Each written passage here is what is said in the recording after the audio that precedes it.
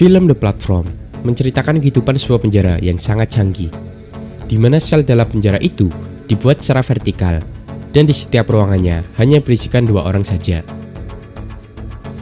Dan di situ, para tahanan juga harus bisa bertahan hidup, karena mereka hanya mendapatkan makanan dari sisa makanan dari sel-sel yang paling atas.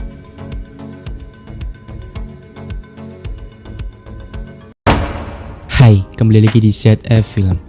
Selamat mendengarkan dongengan yang sangat tidak bermanfaat ini. Tapi saya harap waktu Anda bermanfaat setelah menonton video ini. Saya akan mengingatkan kembali bahwa konten ini adalah full spoiler. Jadi, jika ada yang belum menonton filmnya, saya sangat menyarankan untuk menonton filmnya terlebih dahulu. Akan tetapi, jika kalian malas untuk menonton filmnya, ya nggak apa-apa sih, silakan tonton video ini.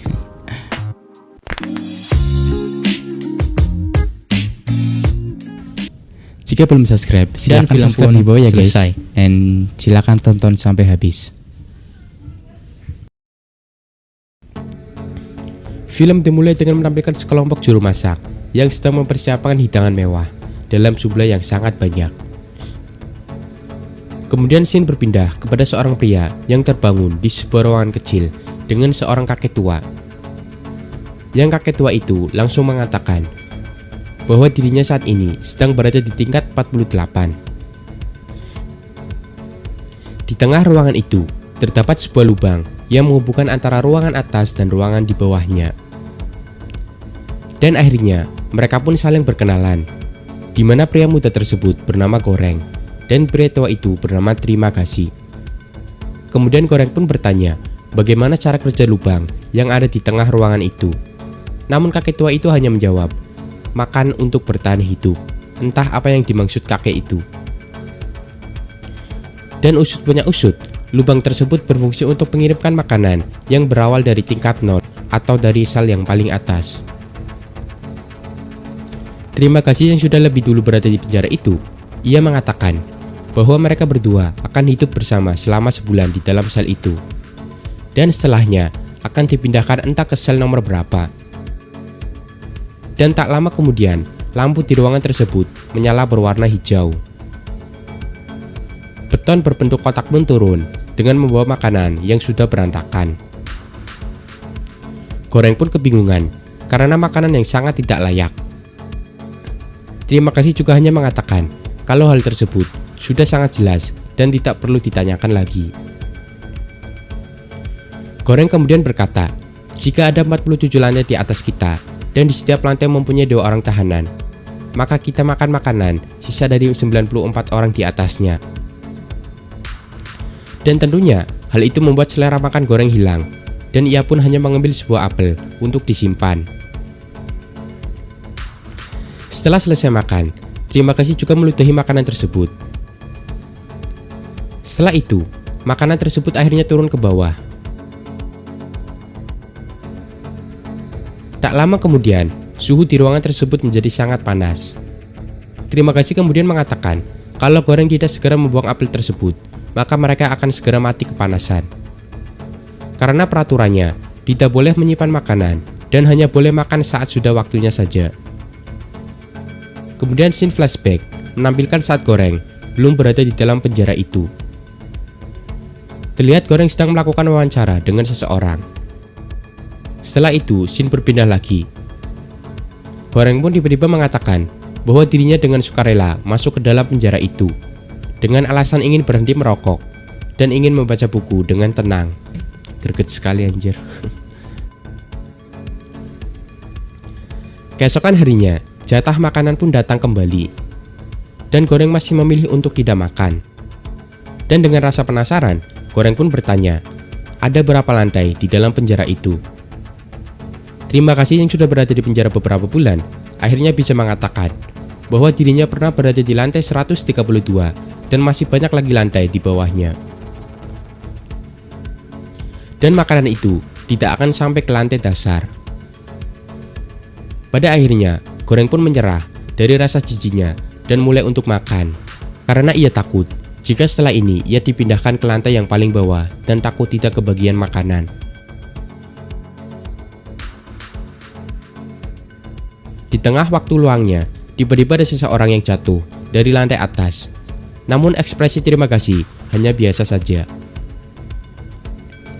Terima kasih pun mengatakan bahwa orang-orang di tingkat atas memang bisa makan sepuasnya, namun mereka tidak akan kuat saat dipindah ke lantai bawah. Goreng pun kemudian teringat bahwa terima kasih pernah berada di lantai 132 dan tidak mendapatkan sisa makanan yang turun dari atas. Dan disitulah mulai timbul kecurigaan kalau terima kasih memakan teman satu selnya untuk bertahan hidup karena tidak bisa mendapatkan sisa makanan. Setelah itu, datang lagi jatah makanan. Namun saat itu, Goreng terkejut karena melihat ada seorang wanita di atasnya. Kemudian terima kasih mengatakan bahwa wanita itu bernama Miharu dan ia turun setiap bulan untuk mencari anaknya yang hilang di dalam penjara itu. Tak lama berselang, makanan itu pun turun ke bawah. Goreng pun sangat terkejut saat melihat Miharu ditarik oleh dua orang pria di bawahnya. Namun beruntung, Miharu dapat melumpuhkannya. Singkat cerita, waktu pun terus berlalu.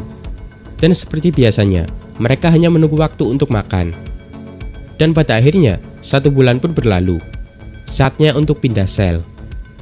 Ruangan mereka pun mengeluarkan gas yang akan memaksa mereka untuk tertidur. Dan pada keesokan harinya, mereka sudah berpindah ruangan. Dan Goreng ini terbangun dengan kondisi sudah terikat dan tidak bisa berbuat apa-apa. Dan terima kasih mengatakan bahwa saat ini mereka sedang berada di tingkat 171. Seperti yang dikatakan terima kasih sebelumnya, bahwa yang berada di tingkat paling bawah tidak akan mendapatkan sisa makanan. Dan dugaan Goreng selama ini benar, bahwa terima kasih akan memakan teman satu selnya untuk bertahan hidup. Saat terima kasih akan melakukannya, tiba-tiba Miharu datang dan menyelamatkan Goreng. Dan pada akhirnya, terima kasih pun dihabisi oleh Goreng. Saat Goreng terbangun, ia melihat Miharu sedang melahap terima kasih dan memberikan sedikit potongan untuk Goreng makan. Dan pada akhirnya, rasa lapar memaksa Goreng untuk memakannya.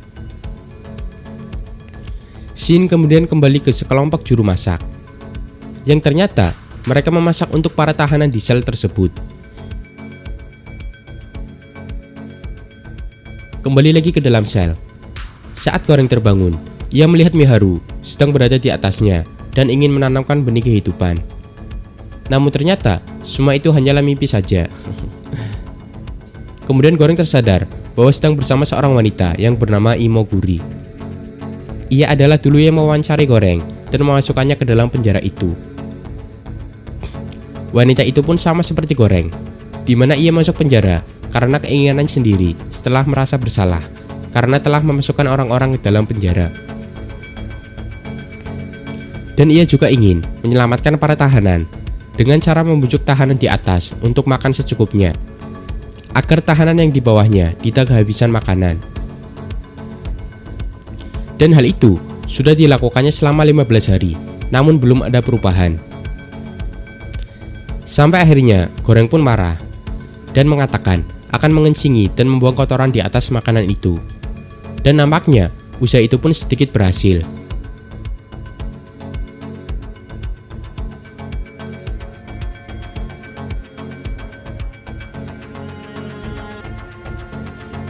Singkat cerita, Goreng pun berpindah lagi ruangan ke tingkat 202. Dan saat terbangun, ia kaget melihat Imoguri sudah bunuh diri. Dan halusinasi Goreng pun muncul karena menahan lapar berhari-hari.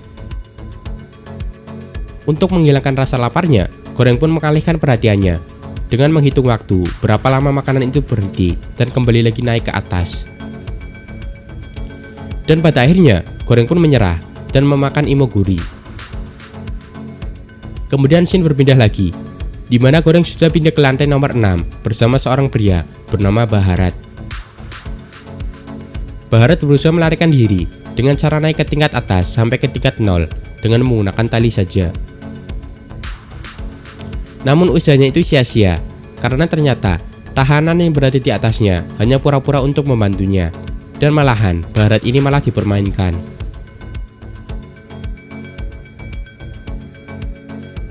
Kemudian Goreng pun mempunyai ide dan mengajak Baharat untuk menaiki beton pembawa makanan dan membagikan makanan tersebut secara secukupnya agar para tahanan di lantai bawah mendapatkan jatah. Pada awalnya, Baharat menolaknya karena khawatir kalau rencananya akan gagal. Namun dengan perhitungan waktu dan jumlah lantai yang sudah diketahui oleh Goreng, akhirnya Baharat pun mau untuk menjalankan rencana Goreng. Singkat cerita, makanan itu pun turun dan mereka berdua berdiri di atasnya. Goreng pun menyampaikan agar rencananya berhasil, makanan tersebut harus mulai dibagikan tepat di lantai 51. Dan meminta tahanan di lantai sebelumnya agar berpuasa terlebih dahulu. Usaha mereka pun tidak lancar, di mana banyak para tahanan yang mencoba melawan untuk mengambil makanan. Setelah itu, Goreng dan Baharat tiba di sebuah lantai, di mana Baharat mengenali salah satu penghuni lantai itu dan menyebut bahwa orang itu adalah pria bijaksana. Baharat kemudian menjelaskan kepada pria itu bahwa dirinya akan mengantarkan makanan agar bisa cukup sampai ke lantai dasar. Pria itu pun kemudian mengatakan agar rencana itu berhasil, mereka harus membawa pesan untuk para pekerja di lantai 0 yang masih mempunyai hati nurani, dengan cara membawa makanan yang lezat secara utuh kembali ke lantai 0. Singkat cerita, mereka pun turun kembali dan terus berjuang melawan tahanan yang mencoba mengambil makanan. Sampai di mana mereka tiba di lantai 51 dan mulai membagikan makanan tersebut. Dan rencana mereka pun mulai berjalan lancar.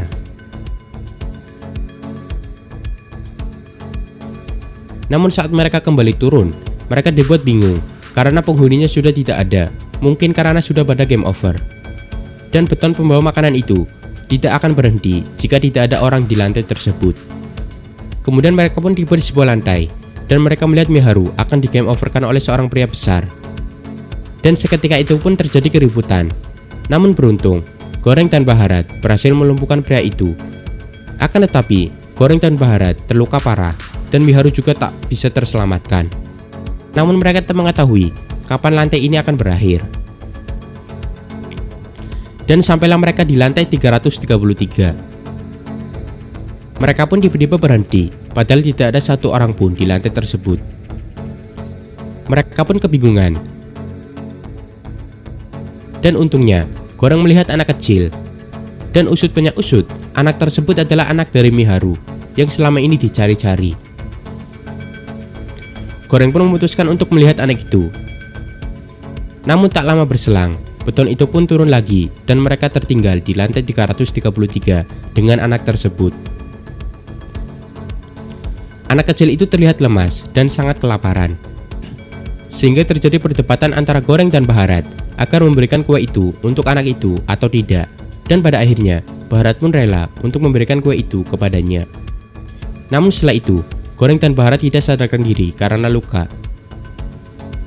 Tak lama kemudian, Goreng tersadar dan melihat Baharat yang sedang sekarat dan akhirnya tewas. Dan beton pembawa makanan itu pun datang lagi. Goreng pun membawa anak kecil itu untuk menaikinya. Namun Goreng ini turun lagi karena mendengar bisikan dari halusinasinya. Dan pada akhirnya, beton itu pun naik dengan cepat ke lantai 0 dengan membawa anak kecil itu sendirian. Dan film pun selesai. Oke, pesan yang dapat saya ambil dari film ini adalah bahwasanya sifat serakah adalah sifat yang tidak baik. Seharusnya kita sebagai manusia yang beradab harus berbagi kepada sesama. Dan juga pesan yang tersirat dari film ini adalah semakin tinggi derajat seseorang, maka akan semakin rakus orang tersebut. Dan semakin rendah pula kepeduliannya terhadap sesama. Dan juga jangan sombong, karena kita bisa berada di atas dalam waktu sekejap dan bisa juga berada di bawah dalam waktu sekejap. Stay humble guys. Thank you.